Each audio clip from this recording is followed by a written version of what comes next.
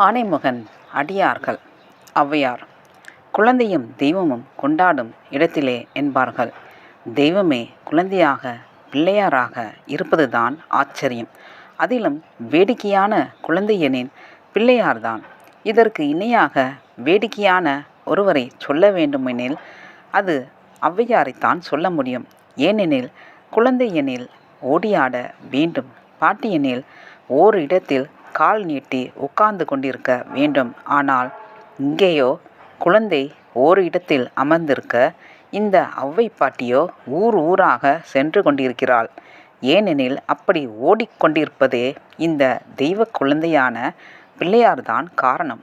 இந்த குழந்தையின் பூரண அனுக்கிரகத்தினால்தான் நிறைய காரியங்கள் செய்தாள்.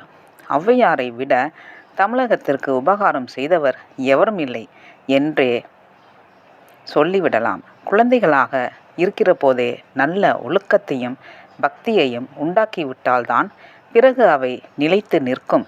எத்தனையோ மகா கவிகள் பெரியவர்களுக்கு மட்டும் பாடியிருப்பார்கள். ஆனால் குழந்தைகளுக்கு பாடியதில் முக்கிய பங்கு வகிப்பவர் ஔவையார்தான். மாபெரும் ஞானியாகவும் யோக சாஸ்திரங்களில் கரை கண்டவராகவும் விளங்கினாள். பேரக்குழந்தைகள் நன்றாக இருக்க வேண்டுமே என்று இந்த பாட்டி நிறைய நல்லதை சொல்லி வைத்தாள். பள்ளியில் முதல் படிப்பே ஆத்திச்சூடியைத்தான் சொல்லித் தருகிறார்கள்.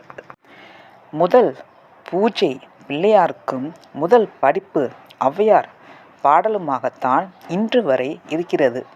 ஔவையார் பிள்ளையாரின் அருளால் திடீரென்று பாட்டியாகிவிட்டாள். பிறகு கிராமம் கிராமமாக சென்று எளிமையாக உபதேசித்தாள்.